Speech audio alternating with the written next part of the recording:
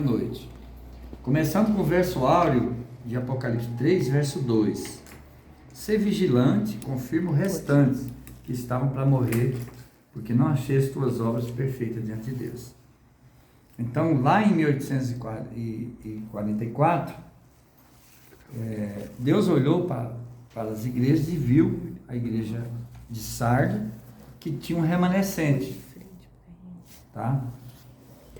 Então, esse remanescente estava para morrer na igreja de Sardes. E o que foi que Deus chamou Guilherme Miller até antes de 44, tá? A partir de 1833, quando ele recebe, então, uma licença para pregar nas igrejas americanas. Deus olha para as igrejas de Sardes, a igreja de Deus, a igreja da profecia na época, a quinta igreja, e viu um resto, um remanescente, que se continuasse dentro da igreja, ele iria morrer na fé. E Deus chama Miller e fala: confirma o restante que está para morrer. Tá? E quando Guilherme Miller, na compreensão de Daniel 8,14 e Apocalipse 14, 6 e 7, a mensagem do santuário e do juízo, da primeira mensagem angélica, esse é um instrumento de Deus para que o remanescente não morra na igreja de Sardes. No grande conflito, página 379, mostra que essa mensagem que foi dada à igreja de Sardes era para tirar a igreja do mundanismo e da apostasia e para levar a igreja de Sardes à unidade de fé. Por quê? Por que levar a igreja de Sardes? Quem era a igreja de Sardes? A igreja de Sardes, a igreja da profecia naquela época, era representada por aproximadamente 12 igrejas. 12 igrejas. Né? Tanto é que Ellen White era da Metodista, Tiago White era da Conexão Cristã, Guilherme Miller era da Batista. Enfim, eles eram de várias igrejas. Então a mensagem do primeiro anjo, quando o Guilherme Miller começa a pregar na igreja de Sardes, ele começa a pregar também em todas as igrejas. E o ideal de Deus era confirmar, ou seja, dar vida ao remanescente que estava para morrer. Dentro das igrejas eles iam morrer. Mas como fazer para eles não morrer, o remanescente não morrer? Como fazer? Era tirar ele da mundanismo e apostasia, levar eles à unidade de fé. Grande conflito, 379. Como? Tirando eles das igrejas, pessoal. Lembrando que as três mensagens angélicas, tanto a primeira como a segunda como a terceira, têm o objetivo de tirar o povo das Babilônias, das igrejas caídas. E nessa página 379 diz que quem foi levado à unidade de fé foram aqueles que vieram de denominações várias. Então formaram o grupo milerita. Em que ano? A partir do ano de 1840, o movimento espalhou, ou seja, saiu as virgens, ela saiu das igrejas e começou a igreja de Filadélfia. Qual o período da igreja de Filadélfia? A igreja de Filadélfia começa quando o primeiro anjo cumpre o seu objetivo, que era confirmar o restante para não morrer, que era também levar eles à unidade de fé, e para isso teve que tirar das igrejas. Tinha como eles ter unidade de fé nas igrejas? Aceitar a mensagem milerita e continuar na metodista, outro continuar na Conexão Cristã, outro continuar na Batista, etc, etc. Então, por isso que Ellen White, quando fala do cumprimento profético da mensagem do primeiro anjo, ela coloca uma data, e a data que ela coloca é 1840. Ela diz: a mensagem do terceiro anjo foi de 40 a 44. Mesmo que Miller, desde 1818, ele começou a compreender, 1821 ele pregou em público, 1833 ele já estava pregando nas igrejas. Mas Deus não disse que a mensagem do primeiro anjo, embora estava sendo pregada nas 40, cumpriu a profecia. Porque o objetivo era que não tivesse várias igrejas, tivesse uma igreja só. Por isso que ela diz: foi esse o resultado dos que aceitaram a mensagem adventista no 379. Vieram de denominações várias. Então, 1840, os mileritas ao contrário do que os historiadores adventistas tentam fazer nos livros para colocar os mileritas dentro das igrejas até 44, porque eles tentam dizer que o grupo milerita ficou dentro das igrejas até 22 de outubro. Mas quando você lê claramente o Espírito de Profecia, não. Em 1840, eles já organizaram uma conferência geral. Eles começaram a escrever revista, Reverend Herald, já escrever uma literatura de um grupo separado, em unidade de fé. E ali você coloca a igreja de Filadélfia, o período de Filadélfia. Então, adiantando aqui, né? A igreja das 10 virgens, pessoal, ela dormiu. As 10 virgens saíram das igrejas em 40, houve a saída das virgens, só que entrou no segundo período da parábola, tardando o esposo, a tardança. Elas dormiram. Por que elas dormiram? Como as igrejas dormem, apostasia não, elas dormiram pelo cansaço e a demora, diz o grande conflito. É um sono da decepção, não da apostasia. Elas não apostataram, tá? Só queria trazer isso aqui. Eu vou colocar o óculos aqui é ao vivo, tá? A vinda de Cristo. Quem sabe faz ao vivo. Então vejam bem, a Bíblia e o Espírito de Profecia, nem sempre quando está falando sobre a vinda de Cristo, tanto a Bíblia como o Espírito de Profecia, muitos textos que falam da vem o Senhor, nem sempre essa vinda é a segunda vinda em glória, gente. Então, ela está, quando fala da vinda de Cristo, tanto é a vinda como ladrão, como pode, em outros lugares, estar falando da vinda em glória. Mas falando da vinda como ladrão, ele está se referindo, sempre que fala assim, à vinda de Cristo em juízo. Então, Cristo veio a primeira vez quando? 22 de outubro de 44. Ele veio para onde? Para o seu templo. Ele veio onde? Veio às bodas. É a vinda de Cristo da parábola das 10 virgens. Ele veio às bodas. Em 22 de outubro ele veio às bodas. E agora ele convida o seu povo. Então a vinda em juízo, a vinda ao Santíssimo, ela é chamada vinda de Cristo na Bíblia e no Espírito de Profecia. Em alguns momentos o Espírito de Profecia detalhe que é vinda como ladrão, e também a Bíblia em alguns momentos fala que essa vinda é como ladrão. Tá ok? Só queria declarar isso. Então, outra coisa, a falha das vigilocas, ela é no caráter, não na doutrina. É a mesma falha, a falha que tem a igreja fraca e defeituosa, a igreja das 10 virgens, ela é fraca e defeituosa, como era a igreja apostólica. A igreja apostólica, enquanto ela tinha o joio no meio, enquanto tinha Judas, ela era uma igreja fraca e defeituosa. Mas no caráter, ter defeito de caráter, como Pedro tinha, como João tinha, que era filho do trovão, como um querer ter um lugar melhor que o outro, ele fala de caráter. Nesse sentido, Judas, que era o joio, não tinha. Nunca Judas aparentou para ninguém uma falha de caráter, porque ele tinha uma preocupação de ocultar a falha de caráter. Qual era a falha de caráter de Judas? Ocultar. Nas maneiras ele era um homem perfeito. Nas maneiras ele era muito humilde.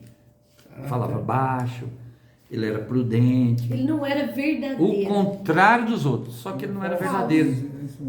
Ele ocultava o verdadeiro defeito de caráter, que era muito grave, que era roubar. Né? Roubar. Ele era um ladrão na igreja. Ele era o tesoureiro do pequeno grupo e era ladrão. Só que ele ocultava as verdadeiras intenções. Ele tinha uma preocupação grande de ocultar as verdadeiras intenções. Então a vigilouca, ela é defeituosa no caráter. Ela oculta os defeitos. Aos olhos humanos. Por isso que o irmão Altair falou, quando você pega lá na internet, para quem não conhece lavoura, quando a lavoura está verde, entendam que até o decreto dominical, a igreja é uma lavoura verde. Não madura. Né? Ela madura ali, quando sai o decreto, ela madura o cacho. Quando você vai numa lavoura de trigo, você olhando assim, você não vê o joio, porque é uma vagenzinha semelhante ao trigo. Ela tem uma diferença, mas é muito pouca. Olhando por alto, ela verde, você vai ver tudo trigo. Mas na ceifa, ou seja, no juízo investigativo dos vivos, nas vindas bodas, Na hora de entrar em bodas, em juízo, Aparece. aí aparece. Outra coisa, sempre que fala, gente, em bodas, existem duas coisas diferentes. As bodas e as bodas do cordeiro. Qual é a diferença? Bodas está falando em juízo. Tá? Bodas é juízo. Quando começou as bodas? 22 de outubro de 44. Né? Vocês leram o texto aqui do grande conflito que fala, né? A vinda de Cristo ao lugar santíssimo, a ancião de dias, a vinda ao seu templo e também a vinda no casamento. São o mesmo acontecimento. Então, as bodas começou em 22 de outubro de 44.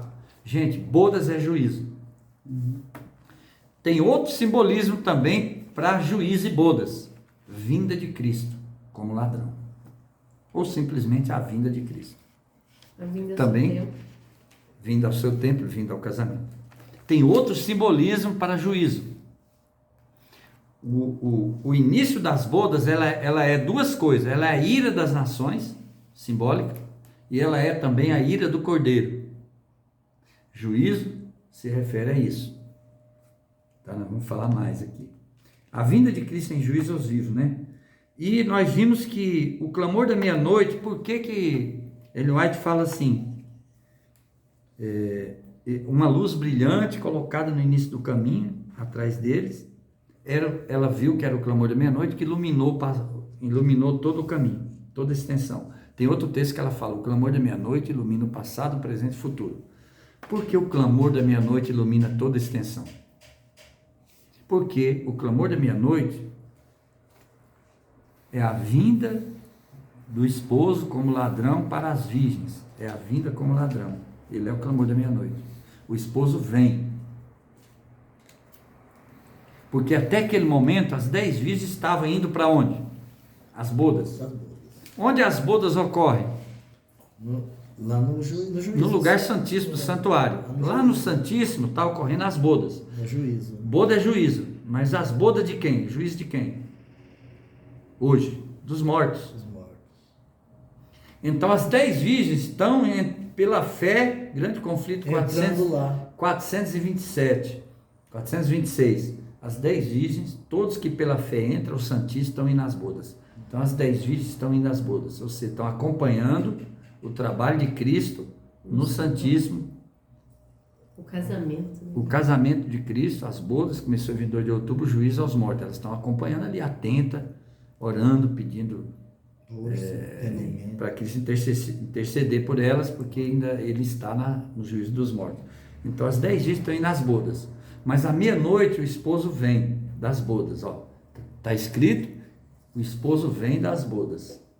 Ou seja, ele vem do juízo. E as que estavam preparadas, Mateus 25, 7 diz que estava preparada em 25, 10. Né? 25, 7.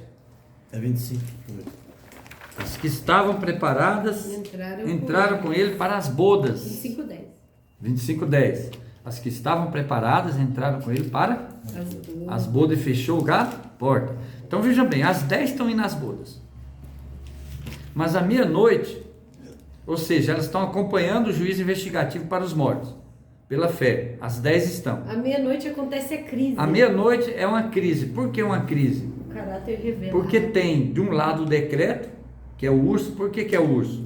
Porque o domingo originou na Pérsia, que é simbolizado por urso em Daniel.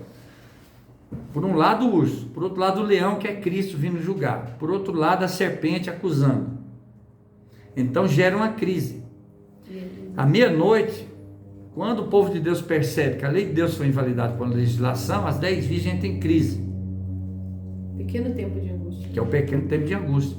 Naquela hora que ele está vindo ali, é a hora prévia às bodas ainda. É chamada por Ellen White, hora prévia às bodas. Ou seja, que ele vem dos mortos, aí preste a entrar para os vivos. Então é prévia às bodas dos vivos. Ou seja, à meia-noite, às vezes. Eis o noivo, ele ainda não chegou. Eis o noivo, ele não estamos vendo, Então, está não. vindo. Então ele está prévia às bodas.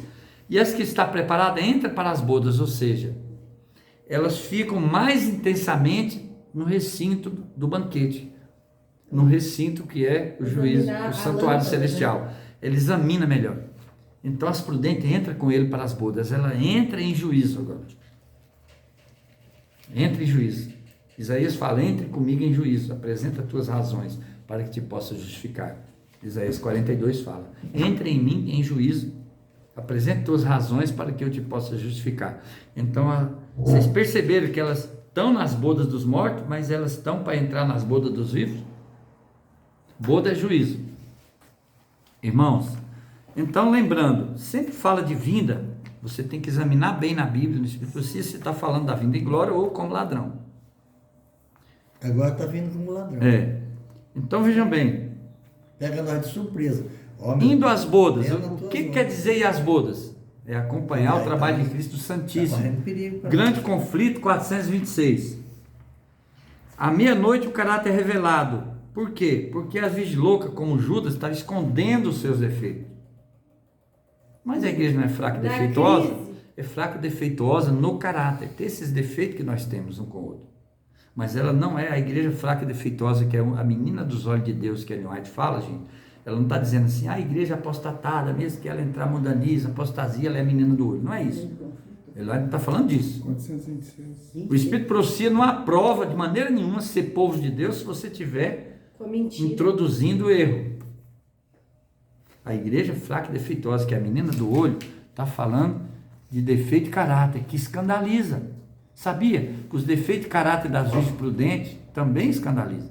Os defeitos de caráter de Judas também escandalizavam. De Pedro, né? De Pedro. De Judas não, de Pedro. De João. Então, quando falaram para ele, mas tem problema na igreja, eles têm um joio. Por que ela estava dizendo isso? Ela não estava falando de doutrina. Irmão, tem problema de doutrina na igreja. Aí ela ia dizer, opa, então tem que ser consertado agora. Corrigido. Ela disse que problema de doutrina, se o ministério não corrigir, mesmo que o anjo do céu vir corrigir, não consegue. É como falar o ouvido de um morto. Mensagens escolhidas. Então, quando ela fala a igreja fraca e defeituosa, é menina do olho, ela está falando de defeito de caráter. Esses defeitos, não na doutrina. Então fica claro que as 10 virgens não estão dentro da igreja da profecia. Tem que ficar claro isso, né? Tem que ficar claro porque as 10 virgens no tempo de Sardes foi quando elas separaram. Grande conflito, 379. O remanescente sai da igreja de Porque a Deus. igreja das 10 virgens é um grupo, ela se refere a um grupo remanescente que tem unidade de fé.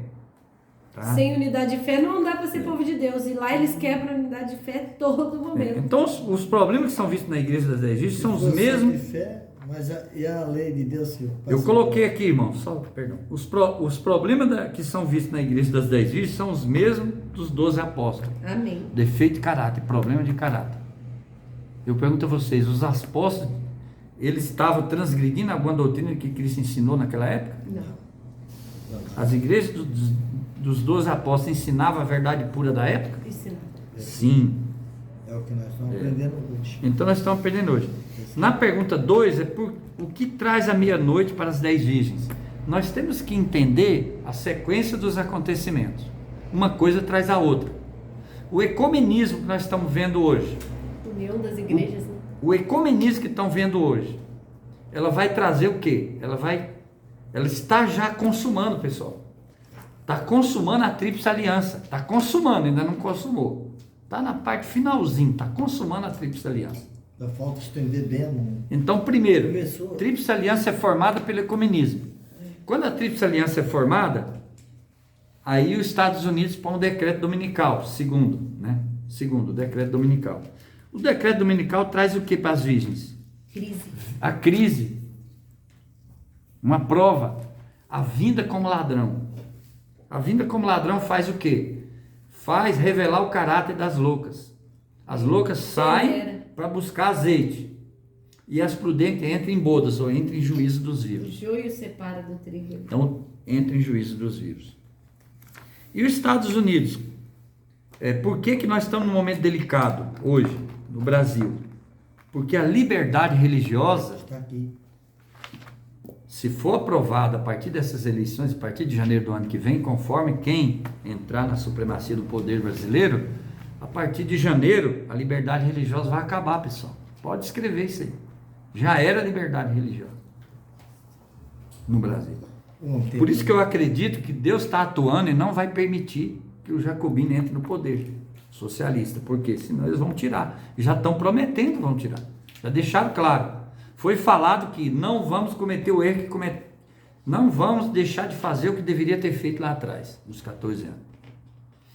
Então, quando os Estados Unidos impõe um decreto dominical, ela renuncia ao princípio que torna ela uma nação abençoada, que é a liberdade religiosa.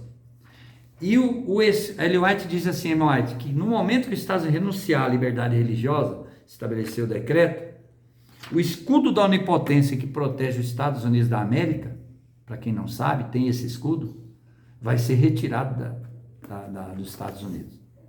Por isso que ela diz, a nação se divorciará. Ela chama os Estados Unidos, quando coloca o decreto dominical, ela diz que é uma apostasia. Apostasia de quê? Dos 10 mandamentos? Não, que ela já está. Apostasia do princípio do protestantismo, que Lutero ganhou. O princípio que Lutero adquiriu, com preço de sangue, os protestantes, foi liberdade religiosa. Os Estados Unidos retira a liberdade religiosa. Então o escudo da onipotência sai sobre ela e então a proteção de Deus é tirada dos Estados Unidos, que tem. Hoje os Estados Unidos têm uma proteção ainda. Está quase saindo. Ele ainda tem a bandeira da liberdade. Mas ele ainda tem liberdade. Indo para os finalmente. Então, primeiro, a união do ecumenismo gera a tríplice aliança. Quando essa tríplice aliança for consumada entre os 3 poderes, aí vamos lá para os Estados Unidos agora. Os Estados Unidos vai. Segundo, a lei dominical, o decreto dominical. O decreto dominical, então, o ecumenismo gera a tríplice aliança gera o decreto gera a meia-noite o esposo vem, tá vendo a sequência aqui? Vem como ladrão, as prudentes entram em bodas, em juízo dos vivos, a porta da graça se fecha, que é a ira do cordeiro.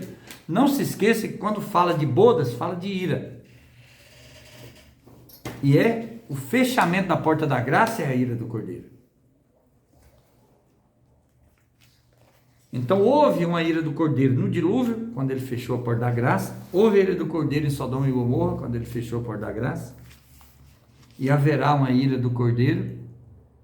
Começou a ira do cordeiro em 44, também chamada de ira das nações. Por causa dessa tradução ficou como se as nações da terra fizessem irado, mas é no sentido de fechar a porta da graça. E a ira do cordeiro agora para as 10 virgens. Não esquecendo que o remanescente que compõe as 10 virgens é um grupo pequeno. Quando pega os escritos de Ellen White, até o fechamento da porta da graça, no início do decreto para as 10 virgens, o remanescente é um número bem reduzido de pessoas. Esse número vai aumentar para completar 144 mil. Na chuva serôdia, quando fecha a porta da graça, a ira do cordeiro, de Apocalipse 16, contra o mundo. A ira, através do fechamento da porta da graça. Ira é igual ao fechamento da porta da graça. Juízo. Jerusalém esquadrinhada. O que é Jerusalém esquadrinhada? É ele vir esquadrinhar como ladrão. Ele vem no recinto do banquete, no recinto das bodas. Quem é que está no recinto das bodas? As 10 virgens estão no recinto das bodas. Só que a louca é tirada dali. Porque a louca não tem as vestes. À meia-noite ela não tem as vestes, ela sai para procurar as vestes. A prudente entra em bodas de novo. Por isso que, anotem, Mateus capítulo 12, diz assim, Lucas capítulo 12. O que diz em Lucas capítulo 12, irmão? Já concluindo. Diz assim, falando da vinda de Cristo como ladrão, falando da terceira vigília,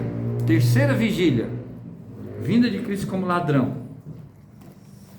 Lucas 12, 35 verso 35 a 38. 35. Esteja cingido vossos lombos, acesa vossas candeias, sede vós semelhante aos homens que esperam o seu Senhor, quando houver de voltar das bodas. Ele volta das bodas, ou seja, ele para de julgar os mortos, as bodas é o julgamento dos mortos, e vem julgar os vivos, vem as bodas dos vivos. Então, quando bater, sede vós semelhante aos homens que esperam o seu Senhor, quando houver de voltar das bodas, para que quando vier e bater, eis o noivo, logo possa abrir. Bem-aventurado aqueles servos, quais o Senhor, quando vier como ladrão, achar vigiando. Em verdade vos digo, se cingirá, os fará sentar à mesa, chegando servirá.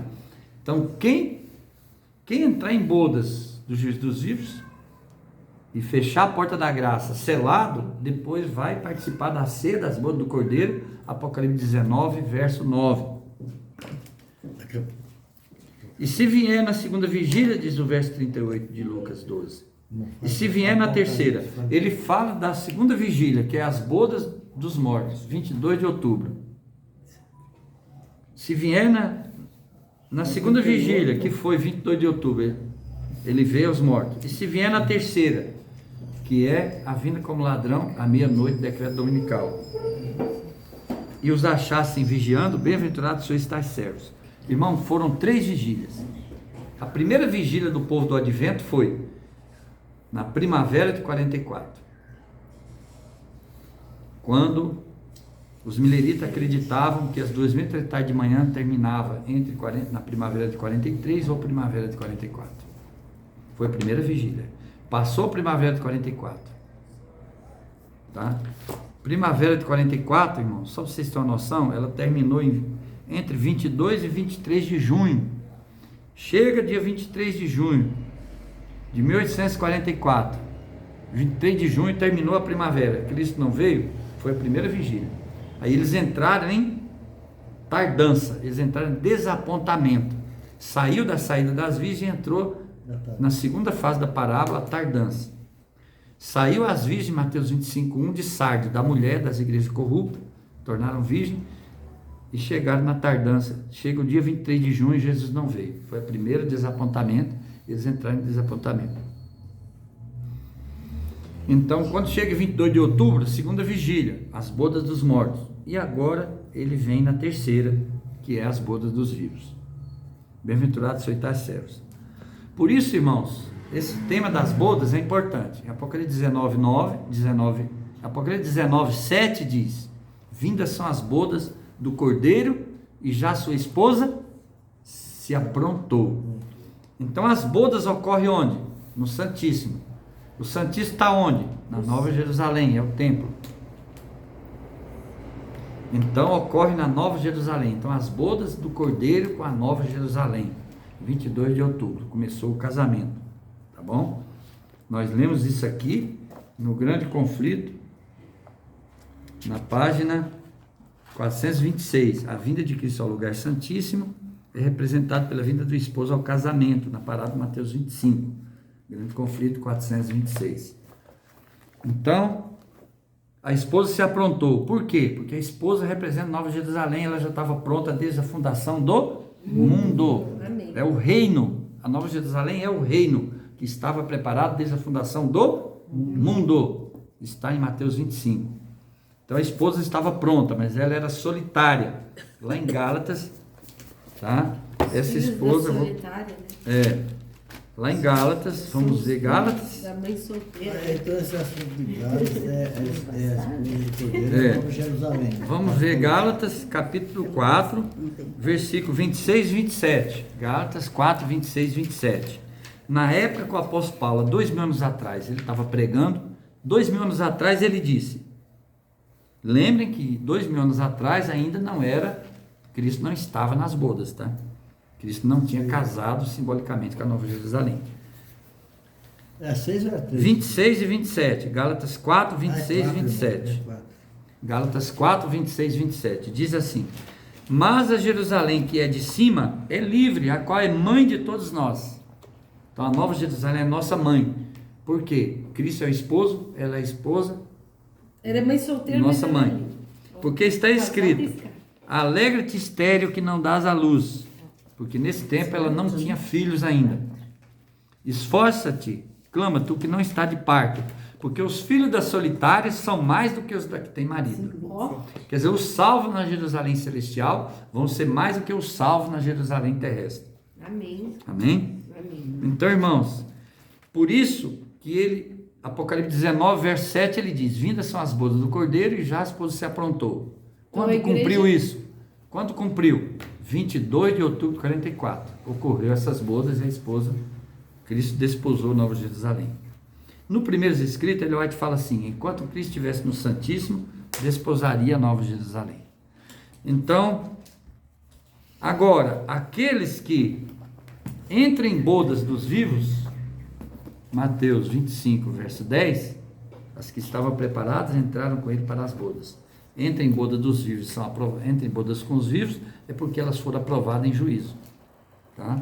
A porta da graça fecha para as 10 virgens e é aberta para os que vão ouvir a verdade pela primeira vez, diz Ellen White no livro Serviço Cristão. Então, exatamente, meus queridos, consumando aqui,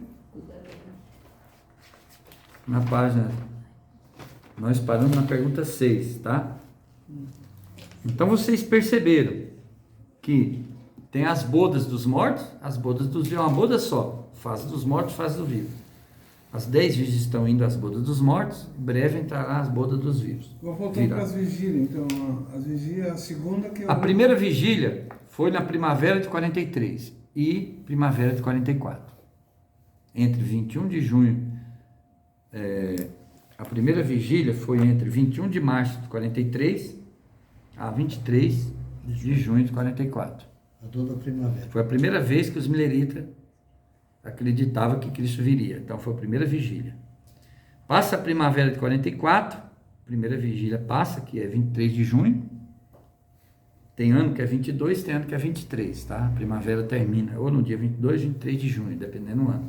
Vamos pôr 23 de junho. De 44, terminou a primavera de 44, elas entraram, elas estavam em vigília. Por quê? Porque os mileritas saíram em 40 das igrejas, em 1840, os filadelfianos, os mileritas, saíram das igrejas com a vigília, aguardando o Senhor vir para a primavera de, no máximo, de 44. Chega a primavera de 44, chega junho de 44, Cristo não vem. Então termina a primeira vigília, eles entram em desapontamento. Mas no verão de 44, exatamente durante o verão, no mês de agosto, numa campal, Samuel S. Snow traz o conhecimento de que o decreto da Tarsheste não foi no início do ano, mas foi no outono. Então isso faz estender para mais 2 meses para frente. Isso faz soar o clamor da meia-noite, a compreensão do clamor da meia-noite. O grupo das 10 virgens fica desperto e entra na segunda vigília, para 22 de outubro. Então eles fazem uma vigília, chega em 22 de outubro, desaponta. Agora tem a terceira vigília, que é a vinda do Senhor em bodas dos vivos, que é essa que nós estamos aguardando. Qual é a terceira vigília de Lucas 12? A vinda de Cristo às bodas dos vivos, em juízo dos vivos. Tá bom? Então aqueles que são leais, as virgens prudentes estão preparadas, porque antes do decreto elas se preparam. Quando vem o decreto dominical, ela é leal à prova, nas horas prévias para entrar em bodas. O decreto vem, horas prévias, o próximo ali da porta da graça se fechar. Então vem o decreto dominical, ele traz à meia-noite, as 10 virgens entram em crise, só que a prudente consegue afligir a alma, a louca não, então vai buscar azeite, a prudente aflige a alma. Então eles estão entre o leão, entre o urso e o leão, o decreto e Cristo. Aí vem a serpente, Satanás acusa elas, elas são vestidas de mitra limpas e são seladas entre as bodas dos vivos, e a porta da graça fecha para as virgens prudentes. Elas recebem, o movimento, o grupo fica homogêneo, só virgem prudente agora. Então agora ela está pronta para a chuva serôdia, porque a temporã, no tempo dos apóstolos, só caiu na igreja apostólica quando ela se tornou homogênea, quando o joio não estava mais no meio. Então ela torna homogênea porque o joio não está. Então a sacudidura final ocorre naquela hora que ela entra em bodas, entra em juízo dos vivos. Por que ocorre a sacudidura das virgens? Porque a porta fecha, a louca não consegue entrar. Sacudidura quer dizer separação das loucas. Aí recebe a chuva serôdia, aí tem um fechamento geral da porta da graça, quando completa o número dos escolhidos. Então, é assim, irmãos, o simbolismo é extenso, né? Então, por isso que temos que vestir de linho fino e puro, que é a justiça dos santos. Amém. Que Deus abençoe e que busquemos Jesus, a justiça de Cristo. Amém. Valeu,